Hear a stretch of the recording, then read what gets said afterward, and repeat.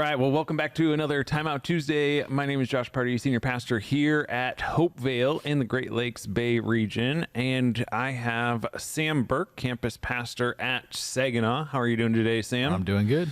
And we also have Pastor Nate Murray, our Executive Pastor. How are you doing today, Nate? Good morning. Good morning. Good to be with you guys. So we finished up, or we were continuing on, I should say, in our I Am series. But this past week was Mother's Day. Yes. And I opened by talking about bread, homemade bread, that my mom used to make with some homemade jam that my grandmother used to make.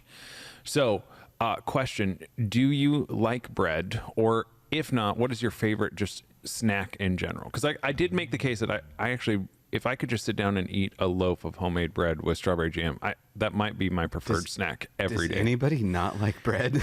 I don't know. They would. Do you? You're You don't an like bread? It depends on what it is. Oh my goodness! I thought I liked you, Sam.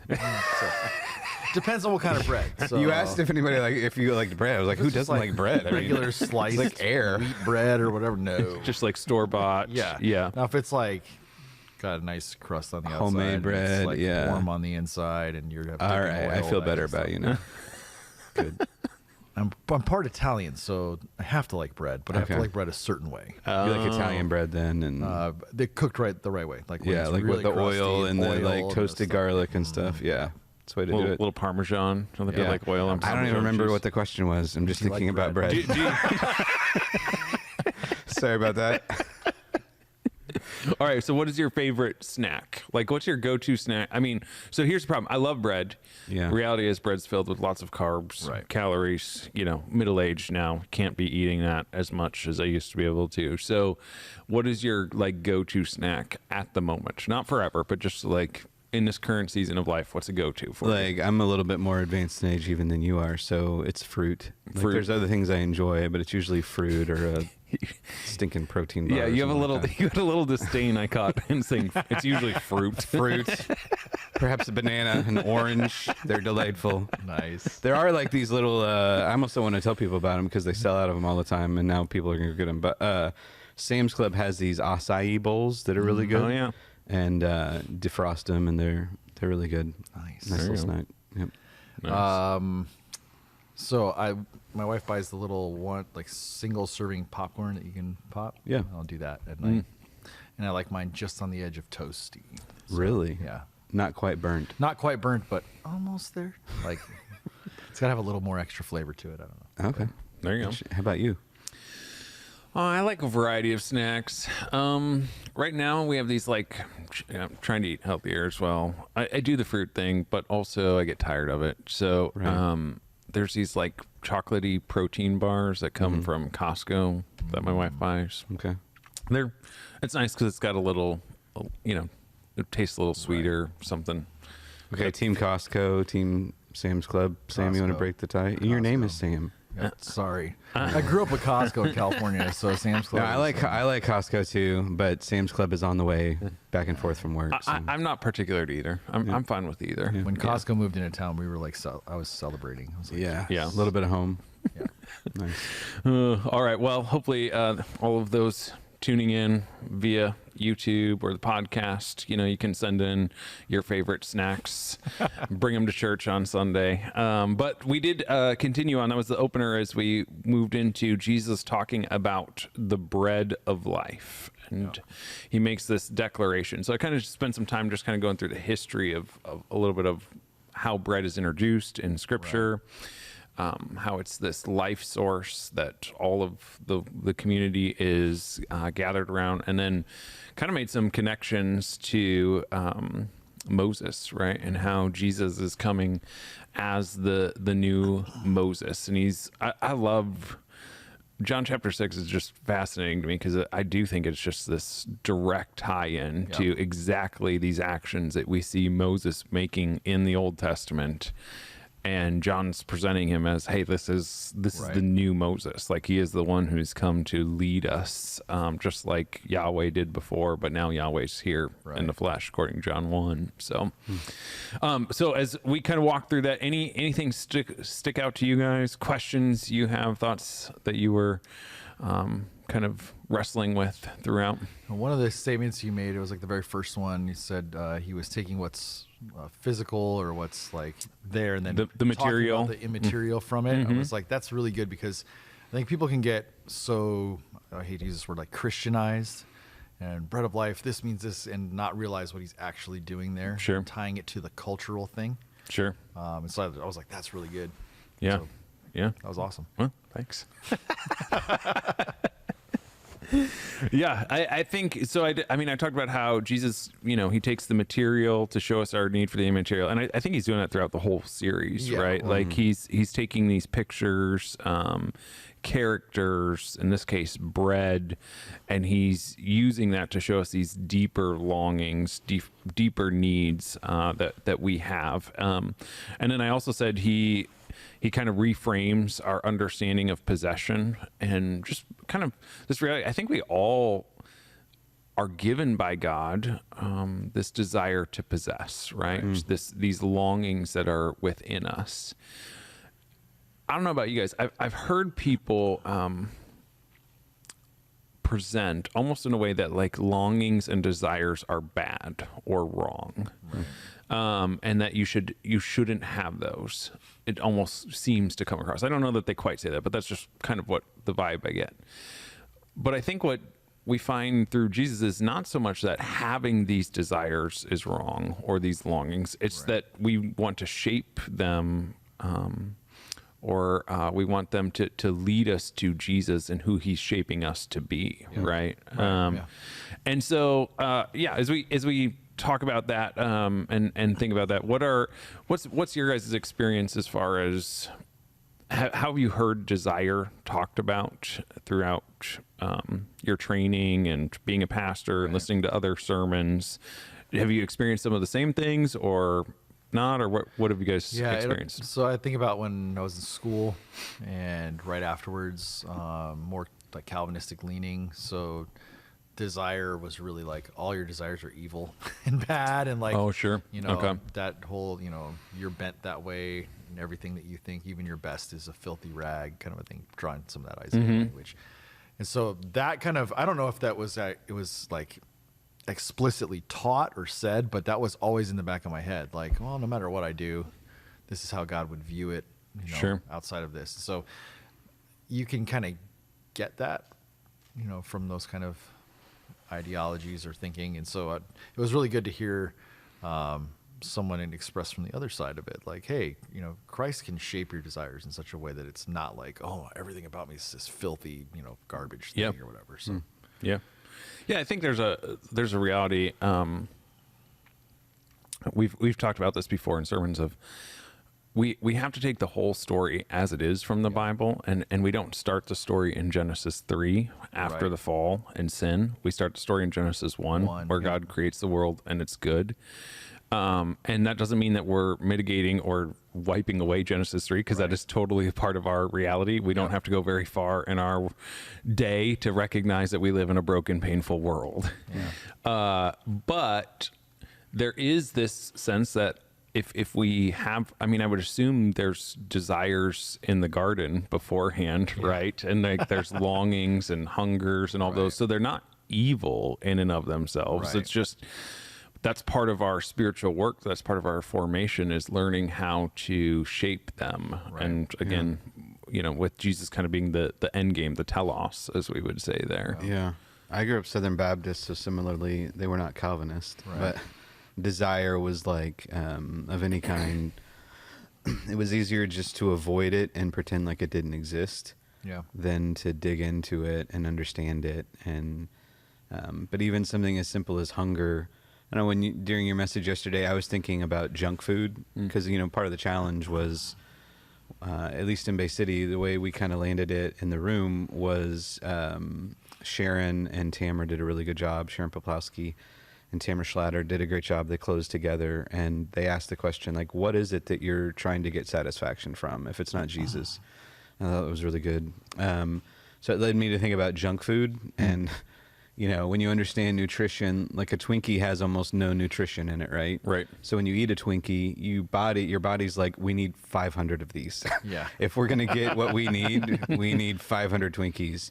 versus like it's hard to overeat if you're eating avocado or you know, Right. there's certain foods it's like this is going to be really hard because it's so nutritious. So just thinking through those things in my life that what are the junk food things that I'm trying to fill my desires and hungers with, and what are the things that are never going to fill me? Because yeah, growing up, it was like, just ignore it. Just ignore the hunger. It's just act like it's not there, or like feel bad that it's there, you know? Right. Versus how does, you know, if I understand the junk that I am filling myself with and my life with, what would happen if I was like, Jesus, what is it that I'm looking for right now by pursuing these things? Why am I hungry? Right. Yep. And then what do you have for me when I choose you? That's different than choosing what this world has to offer. Right. Yeah. That's good. That's good. Yeah. I think, again, Jesus is just master teacher, right? Like taking super practical things like food that we all interact with every day and showing us this deeper reality that's present is really awesome. I also talked about my third point was he takes the crucial and he makes it accessible, and just this idea that, you know, again, bread being this critical commodity that it was in order to survive. And then Jesus, throughout the rest of John 6, and Sam, you and I were talking a little about this a little bit before we hopped on here, of him making this comparisons to bread. He's going to start pushing the crowd a little bit. Yeah. So we have this paradox a little bit of, it's accessible to anyone. Anyone can come to Jesus as they are. He takes the critical and makes it accessible. But what ends up happening a little bit here is, so at the beginning of 6, he feeds the 5,000, 15,000, how many ever people are present there. But that kind of, you know, is the big moment in John's gospel where there's this huge crowd that's following him and they're ready to make him king. Right. And then Jesus starts just kind of whittling away at that and making things difficult and hard. Yep. It's a hard understanding by the time you get to end of John chapter 6, that he is the bread of life and that you have to eat and consume him. all these statements that people go, wait, time out. Like, that's a little far, Jesus. Right. I was with you until you said that. And I think what I think is fascinating is it's like this funnel effect where he is on purpose making sure that the people who are following him are there for the right intentions, the right reasons, that if he's going to say this, they're not going to be like, nah, that was a little too much. But on after his resurrection, you have this reverse funnel effect where he says, now go reach the rest of the world. Yeah. And with these people that stuck with him through thick and thin, they all ran and abandoned him, and then he resurrects, and then they all come back. And so you wonder if Jesus is like, I'm not really interested in this giant crowd that's just going to follow me because I fed them or did this. Like, I want them to understand who I really am, because that's what's going to change the world. Yeah. And that's the message, right? Yeah. So and you get to the end of John 6, just to be clear, and the disciples are like, yeah, this is a really hard teaching. Yeah. So then they were even kind of like, I don't know. Like the people who've given up everything, have been walking around with him for 3 years, are like, hang on a second. Right. And though you were talking beforehand, I wonder if a couple pulled him aside and like, okay, you got to stop talking this way, Jesus, because we're losing people here. Right. And he's probably like, yeah, so. Yeah, it's fascinating because, he's getting ready to go into Jerusalem, right? They're hoping that he's going to bring the kingdom. They have in their mind he's going to bring the kingdom by force. So if you think that, you're kind of thinking, man, everyone we can get on our side. We need a huge, the more people we have ready to fight this battle, or we just have an overwhelming number that they won't fight us, maybe, is part of the thought. Yeah. And Jesus, you're driving away the people that we need. Right. You're making this difficult on them. Why are you doing that? Because right after this is the festival, of tabernacles, and then or whatever, and then he goes and does the I am the light of the world thing, and it keeps rolling, and then he heals the blind man, I'm the good shepherd, I'm the door, like all these statements just roll one right after another in this gospel, and you just go, he keeps making it more and more and more difficult, but more and more like, I am who I am, and I want you to follow me, and I got you, I'm protecting you. Right. You get to John 11, 12, triumphal entry, boom, right in, and it's like, Do you wonder though, like, it makes me think about the people that were in that crowd that he fed though, and why he did what he did. And as he's present there trying to teach them who the Father is, trying to teach them what he's there to actually do. Right. There are people there that are like, this is our guy. He's gonna, we're gonna go get our For sure. our shovels and Yep. spears or whatever we can get, and so he knows that's going on. Like, just thinking through all the different desires that exist in that crowd, Right. and part of the reason he is making it hard, he has to apply a filter, Right. Right. or they're gonna get in the way of what he's trying to accomplish by their own, pursuits. So. Right. Well, I think that ties directly to kind of what I said in the middle too, Yeah. of this idea of possessing Jesus, right? Right. And taking Jesus and trying to, I use the analogy of being like the bread on the table that's like, just completes your life, is a nice little add-on if Right. you want it. And that is kind of what the crowd is doing, right? So you get to the end of him feeding the 5,000, they're ready to make him king at that moment. And that's why Jesus withdraws, John tells us. And so I think that's exactly it. Jesus is like, okay, glad you're on board. Glad you're on team I am. Let's go over a few things. Yeah, exactly. Time out here. Right. Well, I think it also speaks to Jesus is not. I mean, the Judas story is the same way. He's compassionate and loving towards these people, even though he knows they're not going to stick with him to the end. And so he's going to act compassionately and loving, even though he's about to say something really difficult that he knows they're all going to walk away from this. But I'm still going to feed them. I'm still Sure. going to love them. So I think that's just a character thing with Jesus. It's like he is compassionate. He is loving. And it fits the character of, Old Testament Yahweh, who he says, this is my name. And I am the compassionate, loving God who's slow to anger and all that. And you just see these character things lining up. Yeah. So what are the things then that, sorry to get too pastory, but what are the I'll things allow. then? Okay, thank you. What are the things then, I don't know, what, like half the people there wanted him to be a military hero for them? What are the people, like, we're sitting in church yesterday, what are the people in our rooms now wanting Jesus to be, Like, I think for some of us, it's like I don't want Jesus to be a military leader for me. Like, Sure. that's not how Right. that's not my false desire for Jesus, right? So Right. what are our false desires for Jesus now? What are the common ones that we run into? That was a great question. It is a great question. I mean, I think quickly, things that come to my mind are maybe not military, but I do think political leader. sure, yeah. We're looking for, making Jesus into using him to aid our political party, whatever that may be. I think there's a little bit of American dream, pursuit of happiness Yep. within us that's just ingrained in us in our culture. So we start to ensconce Jesus into that and just think that, of course, he would be leading to that.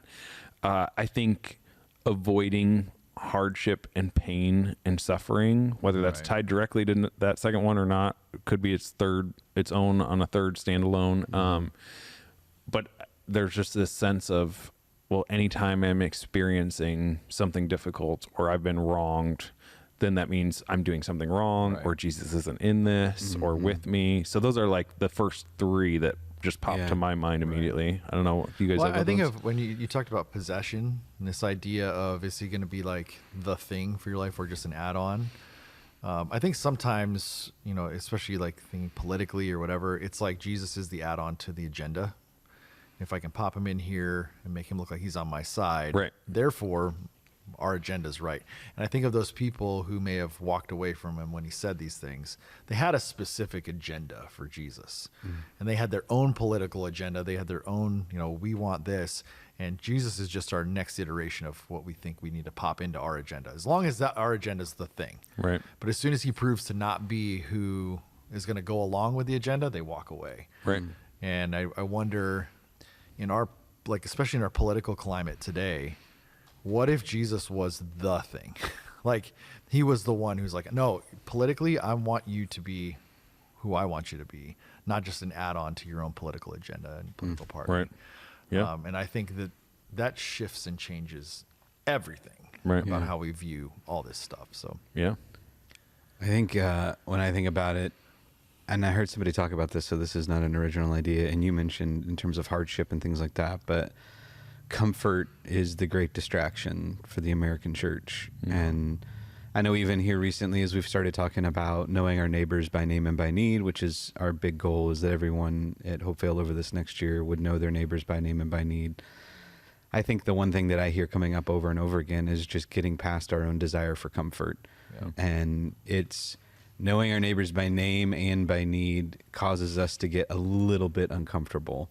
And sometimes that's just bringing up a conversation or walking next door or apologizing for something we've done or who knows what. But I do think that comfort has become the thing we want Jesus to provide for us. And so we flock to the teachings that he has that, you know, conform to that and make us comfortable. And like, it's like this passage is like a warm blanket and a pillow, you know, versus the ones, you know, which I think this passage is one of them, if you read it right, where it's like, wait a second, it feels like he's taking away my blanket and my pillow. Exactly. And wants me to turn to him for that instead. So, but yeah, I think it's probably comfort is one of the big things.